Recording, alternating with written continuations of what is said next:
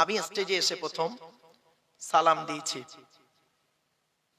চলুন সালামের দলিলটা এবার জেনে নিই। প্রথম একটা একটা করে কোরআন হাদিস থেকে শুনে নিন। 5 নম্বর পারার 10 নম্বর পৃষ্ঠার 12 নম্বর লাইন, সূরার নাম সূরা নিসা 86 নম্বর আয়াত। আল্লাহ বলছেন, ইজা হুয়িতুম বিতাহিয়াতিন ফাহাইয়ু বিআহসানা মিনহা আও রুদ্দুহা। আল্লাহ বলেন, তোমাদের যখন কেউ দীর্ঘায়ু কামনা করবে, তোমরাও তাদের পাল্টা দীর্ঘায়ু কামনা করিও। প্রাক ইসলামী যুগে প্রফেট মুহাম্মদ সাল্লাল্লাহু আলাইহি ওয়াসাল্লাম আসার আগের যুগটাকে আমরা বলি অজ্ঞতার যুগ। সে যুগে মানুষ মানুষের সঙ্গে দেখা হলে না আসসালামু আলাইকুম কথাটা বেশি বলতো না। কি বলতো জানেন? শুনে নিন, হাইয়াকাল্লাহ হাইয়াকাল্লাহ, তার মানে আল্লাহ তোমায় দীর্ঘজীবী করুক। যিনি শুনতেন তিনি বলতেন ওয়া হাইয়াকাল্লাহ, আল্লাহ তোমারও দীর্ঘজীবী করুক। বিশ্বনবী মুহাম্মদ সাল্লাল্লাহু আলাইহি ওয়াসাল্লাম পৃথিবীতে এসে পূর্বের ন্যায় আসসালামু আলাইকুম কথাটা চালনা করে দিলেন। আচ্ছা, পূর্বের ন্যায় কেন বললাম? তাহলে আগে কেউ এই সালামটি দিয়েছিল? চলুন ইতিহাসটা জেনে নিই।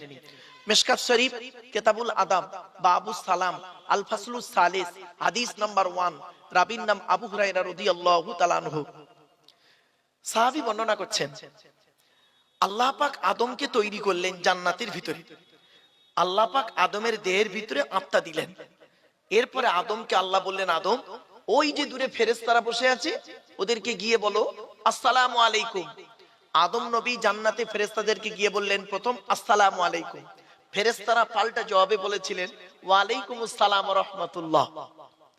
এই সালামটা আদম নবী আর ফেরেশতাদের মধ্যে সীমাবদ্ধ নয়। পৃথিবীতে যত সন্তান জন্মগ্রহণ করবে তারা যেন একে অপরকে এই সালামটি দেয়। তাই আপনারা এতগুলো জ্ঞানী গুণী বুদ্ধিজীবী মানুষ, আপনারা সবাই হলেন আদমের সন্তান, আর আমি হতভাগা আব্দুল্লাহ গিল মারুফ, আমিও হলাম আদমের সন্তান। আদমের সন্তান হিসেবে নবীর এই হাদিসটাকে আমল করতে গিয়ে আপনাদেরকে আমি সালাম দিয়েছি। সুবহানাল্লাহ একবার বলা যাবে? আরেকটা দলিল 18 নম্বর পারা 12 নম্বর পৃষ্ঠা প্রথম নম্বর লাইন, সূরার নাম সূরা নূর আল কোরআন। ইয়া আইয়ুহাল্লাযীনা আমানু লা তাদখুলু বুয়ুতান গায়রা বুয়ুতিকুম হাত্তা তাস্তানিসু ওয়া তুসাল্লিমু আলা আহলিহা। এর বাংলা মানে কি?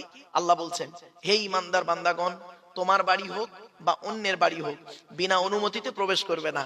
বাড়িতে যখন প্রবেশ করবে গলার আওয়াজ দেবে, অনুমতি নেবে, যাতে করে বাড়ির মেয়েরা কাপড়গুলো ঠিকঠাক করে নিতে পারে। কি সুন্দর আদর্শ দেখেছেন ইসলাম, কি সুন্দর আদর্শ দিল। আর আপনি লোকের বাড়িতে হুট করে ঢুকে পড়লেন গলার আওয়াজ না দিয়ে ভাবি ভাবি করতে করতে, এটা ঠিক না। চলো, আল্লাহ বলছেন যখন তুমি অনুমতি পাবে তখন বাড়িওয়ালাদেরকে সালাম দেবে।